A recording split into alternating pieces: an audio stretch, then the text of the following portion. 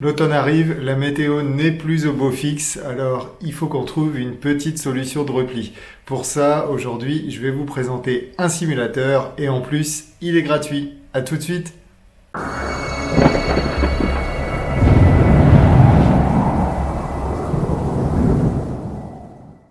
Salut les pilotes, c'est Stéphane, Windy FPV, j'espère que vous allez bien, ça me fait très plaisir de vous retrouver. Alors comme je vous disais dans l'intro, l'automne arrive à grands pas et la pluie avec. Faut pas oublier que nous, on est en Picardie, donc la météo est pas toujours top tous les jours. Ici, malheureusement, on n'a pas 300 jours de soleil par an. Donc, de temps en temps, il faut annuler sa session de FPV, mais il faut quand même garder l'entraînement. Donc, c'est pas une nouveauté. Il y a énormément de simulateurs qui existent sur le marché, dont des payants, mais il y en a un qui vient de sortir et auquel je me suis intéressé. Donc, je vais vous le présenter. On va regarder ça et puis on va aussi regarder comment configurer la T16 par rapport à ce simulateur. Parce que certains simulateurs font des choses bizarres quand on essaye de paramétrer la radio. On n'arrive pas toujours à bien avoir la bonne définition au manche. Donc je vais vous montrer pourquoi et puis je vais vous montrer exactement sur quels paramètres intervenir dans votre radio pour que ça se passe bien. Alors le simulateur que je vais vous présenter, c'est Real Drone Racing. C'est un simulateur qui est sorti récemment. Alors pour l'instant, il est en cours de développement. Il n'y a pas énormément de circuits. C'est plus, comme son nom l'indique, un simulateur qui est dédié à la race.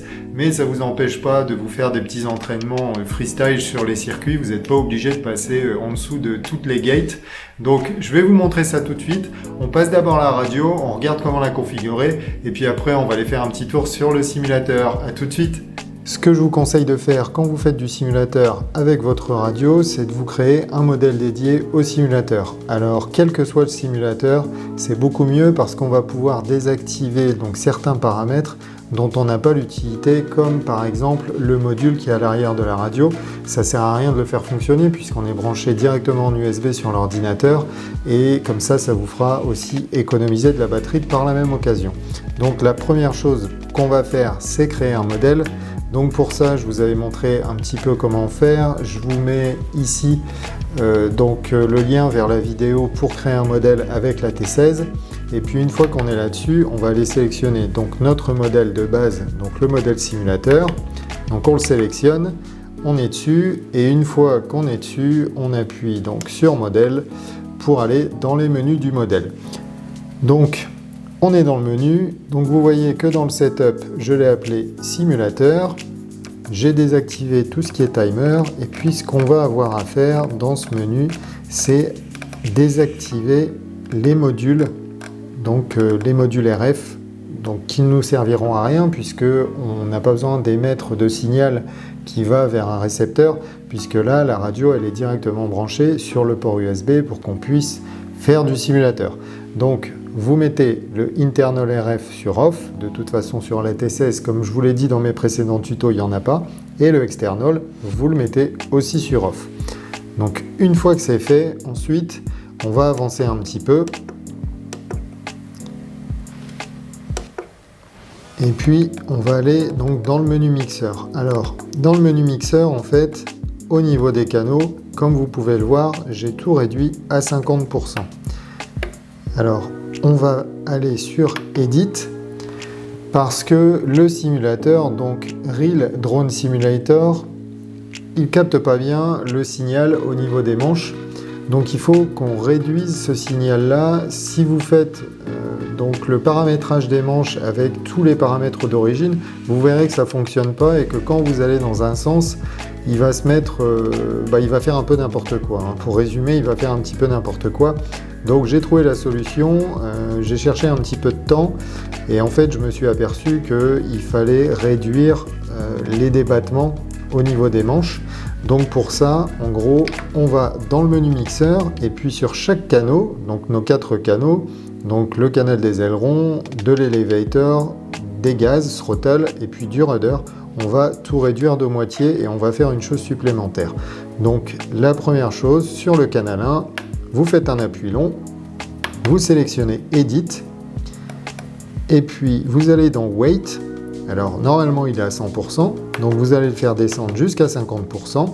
Et ensuite le deuxième menu qu'on va modifier, c'est le Offset. Et celui-là, vous allez aussi le mettre à 50%. Ensuite, on va faire exactement la même chose donc sur les autres canaux, donc le 2, le 3 et le 4. Et puis après, on va pouvoir aller calibrer notre radio directement sur le simulateur. Alors après, ce que vous pouvez faire aussi pour le canal 5 et le canal 6, c'est paramétrer des interrupteurs. Donc je préfère mettre le SA et le SB, donc il y en a un que j'ai appelé Reset, donc c'est pour remettre à zéro la course, enfin le vol, et puis le SB c'est pour pouvoir changer les modes de vol, mais c'est pas une obligation, vous pouvez vous servir du clavier et puis vraiment utiliser vos manches pour piloter le drone dans le simulateur, il n'y a pas de souci, c'est vraiment optionnel. Ces deux interrupteurs sont vraiment optionnels, on peut ne pas les mettre, c'est pas obligatoire. Donc maintenant que notre radio est correctement configurée, on va pouvoir passer à l'ordinateur, installer le simulateur et puis le paramétrer comme on veut. A tout de suite. Donc nous voilà sur le PC pour pouvoir télécharger Real Drone Simulator. Donc je vous mettrai l'adresse dans le lien de la description, l'adresse du site internet. En tout état de cause, ça s'appelle Real Drone Simulator, donc c'est tout collé.com. Donc c'est assez simple. Vous allez vous retrouver sur la page d'accueil. Vous avez quelques vidéos que vous pourrez regarder. Et puis vous allez sur la page download pour le télécharger. Donc ça fait à peu près 1 giga, je crois. Au niveau taille, moi il est déjà installé. Donc vous pouvez choisir un des deux serveurs. Donc pour info, il y a encore des petits bugs. Je rappelle que c'est un simulateur qui est gratuit. Donc c'est quand même relativement intéressant, voilà, quand on n'a pas envie de payer pour un simulateur et qu'on préfère mettre ça dans du vrai FPV. Donc il est gratuit, il y a un petit peu de bugs, mais il est toujours en développement. L'autre avantage aussi, c'est que moi je trouve qu'il est assez léger et du coup il tourne bien sur tous les PC. Vous pourrez le faire tourner sur un PC portable, donc si vous êtes en déplacement et puis que vous voulez vous faire une petite session, bien sûr il faut votre radio, mais si vous voulez vous faire une petite session, voilà, c'est tout à fait possible. Et puis graphiquement il est pas mal du tout. Alors c'est pas du niveau de certains simulateurs qui sont vraiment super jolis graphiquement, mais forcément l'inconvénient c'est que ça va pas tourner sur toutes les machines. Celui-là, je pense que voilà, il est pas mal, il peut tourner sur toutes les machines. Et puis il vient de sortir, il est en développement, donc je me disais que ce serait bien de vous le présenter en tout cas. Voilà, donc une fois que le simulateur est téléchargé, vous allez pouvoir dézipper les fichiers donc sur votre bureau ou à l'endroit que vous voulez. Et puis on va démarrer le simulateur tout de suite.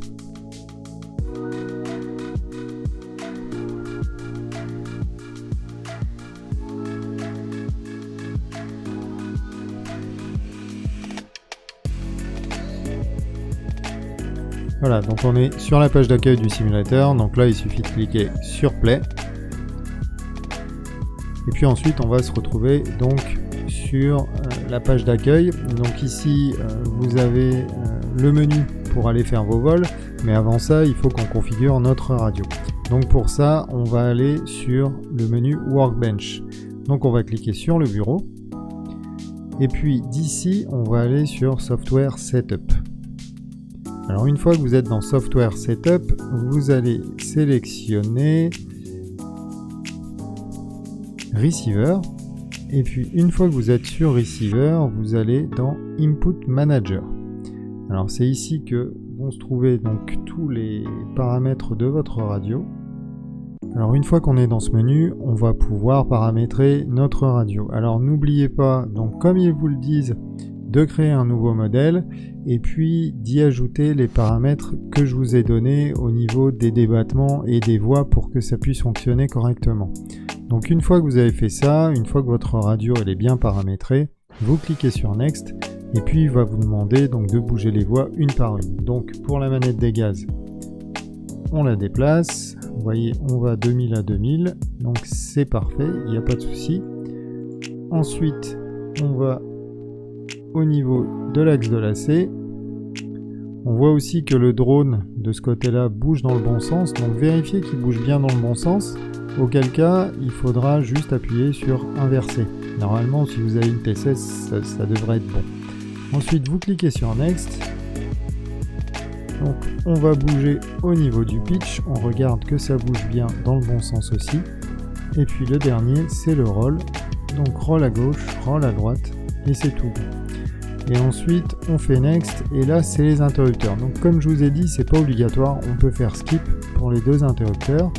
On enregistre notre configuration, et une fois qu'on a fini, on clique sur Continue. Voilà, donc là, on est bon. On va retourner sur Software Setup.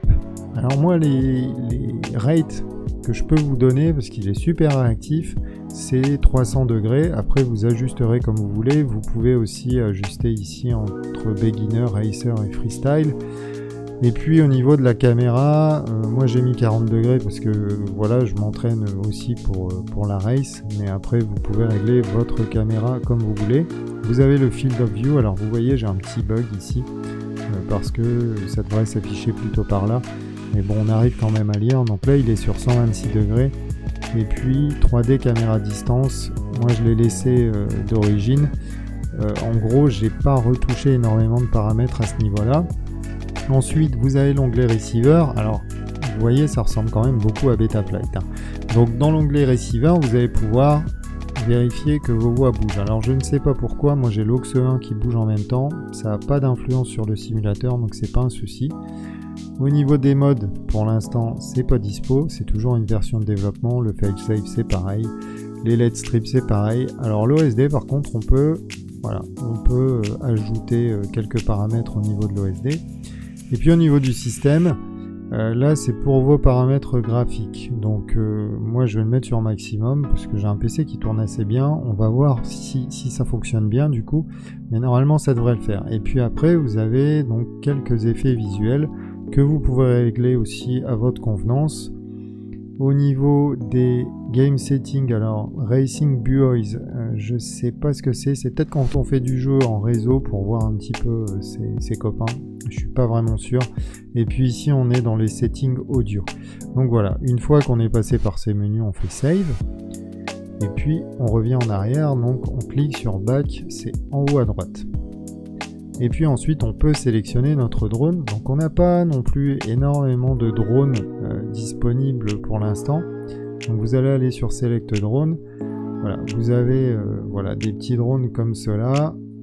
Donc suivant les marques. Donc là vous avez IMAX. Ensuite vous avez JGRC. Donc ça, bon, c'est pas vraiment des drones de course. Alors si vous voulez essayer, pourquoi pas, ma foi. Ensuite vous avez GoFly, donc ça c'est plus des petits drones en taille 130, un peu comme les TwoSpeak on va dire.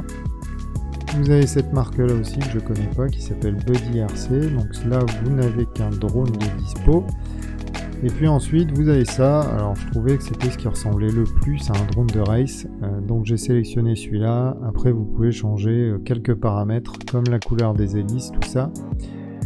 Donc on sélectionne celui-ci, on fait retour, on fait encore retour, et puis après on peut aller modifier un petit peu le drone donc en cliquant sur Customize. Donc là aujourd'hui encore version de développement, on peut pas changer beaucoup les moteurs, on a du 2000 kV, du 2450 et du 2650. Au niveau des hélices, on a deux types de chez Gemfan. Les batteries, on a un seul type, c'est du 4S, on a l'antenne FPV, et puis on peut lui rajouter une caméra FPV si on a envie. Voilà, c'est à peu près tout. Donc je pense que là, on a à peu près tout vu. Donc on va pouvoir aller se faire un petit vol. Alors, on a monde virtuel et monde réel. Donc on va sélectionner monde réel. Et puis on a donc deux endroits où on peut voler. Donc c'est quand même pas mal. Donc là encore une fois, au jour d'aujourd'hui, version de développement, on a deux circuits qui sont dispo. On en aura certainement plus. Moi je l'ai déjà essayé, le Grand Canyon, il est vraiment sympa. On a une belle sensation de vitesse. Je vais vous montrer ça tout de suite après. Et puis après dans les circuits, donc si on va dans le monde virtuel, c'est la même chose, on a deux circuits qui sont dispo. Donc voilà, donc on a à peu près tout vu. Alors, on va pas quitter. Qu'est-ce que je peux vous dire de ce simulateur ? Moi, je le trouve très très bien. Encore une fois, il est gratuit en version de développement. C'est pas du niveau forcément de certains simulateurs qui sont payants, mais il tourne sur des machines qui sont pas très très gourmandes. enfin le logiciel est pas très gourmand en ressources, donc il peut tourner sur des machines, sur des configurations qui sont pas forcément super récentes. Vous n'aurez pas trop de lag, je pense, donc ça vaut le coup de l'essayer. Donc écoutez, je vais vous laisser avec une vidéo d'un petit vol que j'ai pu faire, une petite course comme ça vite fait. J'espère que ça vous aura plu, donc comme d'habitude, n'hésitez pas à laisser un petit like, à commenter la vidéo et puis à vous abonner à la chaîne. Je vous souhaite de très très bons vols, même s'ils sont virtuels, et puis je vous dis à très bientôt. Ciao!